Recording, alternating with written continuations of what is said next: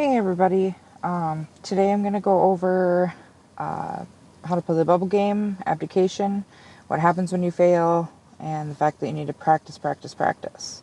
So in this part of the video, I asked somebody to attack me at the SOP so that I could kind of practice my bubble game, abdication game, and all that kind of stuff. So they're in the process of sending siege marches. You want to make sure you pay attention to the little red meter.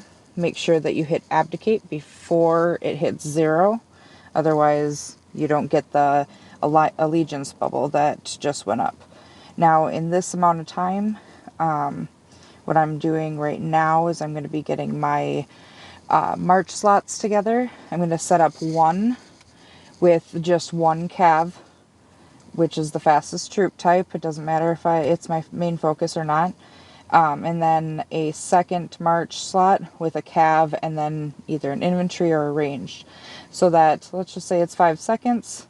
It's going to actually send 5 seconds for cav, and then it'll be 6 seconds for the second march. So when I do this, I'm going to send that first march. It's going to take over, and they're going to try and take it over as well.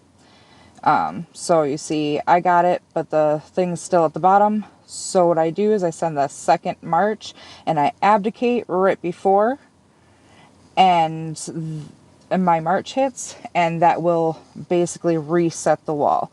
It does this because the second time you abdicate, it does not have an allegiance shield. Now this needs to be done super quick because, like you saw, that other person's going to be sending those marches. So if you abdicate with too much time in between your second march getting to the SOP, then you're screwed. So we're just going to see this one more time, I believe.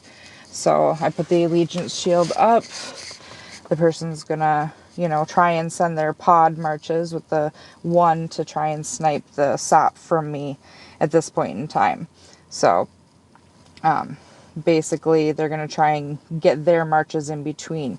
So you can kind of see, if they've got 4 marches and they just sent 4, if you know how your marches go, then you can kind of get yours in between there so you can still reset that wall.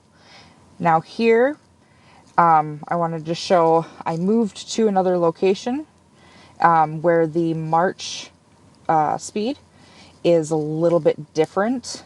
And in this case, you'll see in the video, I did not manage to time my stuff appropriately because I was in a different spot that I was used to, which is why I want to emphasize that you need to practice, practice, practice, and whenever you get a chance, know when your march gets there, how long it takes to basically click the buttons to abdicate in between those marches. Otherwise, you're just not going to be able to get your march in time, and everything is going to be messed up.